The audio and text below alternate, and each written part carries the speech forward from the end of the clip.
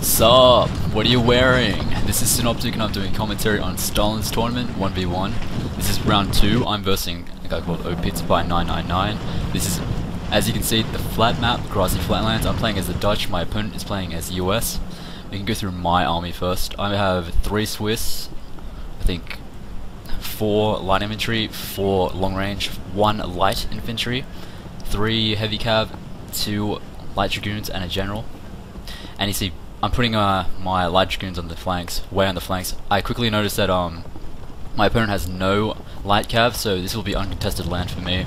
My opponent has 6 line infantry, 5 heavy cavalry, a general, 2 foot artillery, and something hidden, which is quite interesting for this fight.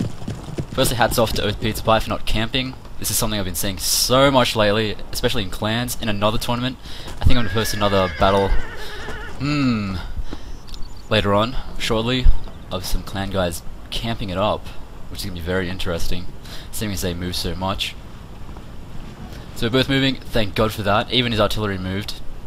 And again, you can see my my mouse flailing, showing my light dragoon movement. It's pretty standard.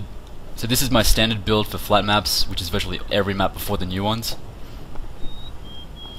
And something's happened early on, which I'll take kind of advantage of. So he sees my army reallocating, like moving to the side, and I guess he gets interested in charging it, but he pulls back, and as he pulled back, I pushed up my long range, and that's 1 dead general's bodyguard right there. Whoops. And this also causes him to mount a mass cav charge, but as you can see, I'm already doing my counter. I've reallocated my line infantry, and I'm also reallocating long range. Long range are practically the bane of heavy cavalry existence. So there goes my second rifle. You can hear the screams right there. This is my 3rd long rifle turning around. One's already wavering. Pow. So, and now we can see why he did that. We can see all his long range all clumped up. This is his flanking force consisting of 6 long range. So this is pretty creative. You can see them turning around right now, which surprised me because he saw me sending my light dragoons to the rear. I saw this as an opportunity to send my cav over since he has none left, on that flank at least. He still has his bodyguard and heavy cav on his other flank. What I find weird about these long range is that they don't need to face you to shoot you. They can, if they stand still and you run near them, they're almost like archers, they'll just turn and shoot you. And also funny with these goons is that they shoot while moving, as we all mostly know now. Right before the charge too, that's huge on morale. You can see one of the artillery units wavering. So you see both of my dragoons. It's funny that they charged at almost the same time. You can see the bodyguard, the depleted bodyguard, as well as the heavy cav falling on sweep. And I have a meat shield, I forgot to mention that. I got 1 militia. I'm not using it to absorb fire, I'm using it as a blocker. So they're pretty versatile, having throwaway units. You can either use them to die or just hold an area temporarily. So what I'm using is, I'm holding some of his army while I flank it, so I don't really need cav to cause a square. So the main body fight is about to start. So I'm holding his mid, and you can see me stretching out on the right. So the whole time I was flanking right, he was quick to allocate his men. So it's not really a huge right flank in the end. It's only a slight one. As you can see, he's reallocating again to cater for those 2 units. I got my heavy cav right here, about to go on the move, and I'm going to swing that to the rear. So both armies are split into 2 now that I've had my militia just blocking the middle. As well, there's still the long range menace to take care of, in which I'm going to use a holding force. A poor Swiss infantry is going to cop the fire of all of them while I try and handle this. So when you're trying to fight like this, micromanagement can be pretty hard to take care of. So he's trying to attack my cav, and he's also trying to unflank himself from me. And here you see my heavy cav. I've caught a square. I was surprised at how fast he got out of it though. I expected him to be in this for longer. And he also has a unit turned into my cav, so he's going to shoot it as well. And he also reflanks me. He's stretched out into 2 line, so it's a pretty quick way of gaining the upper hand in a small firefight.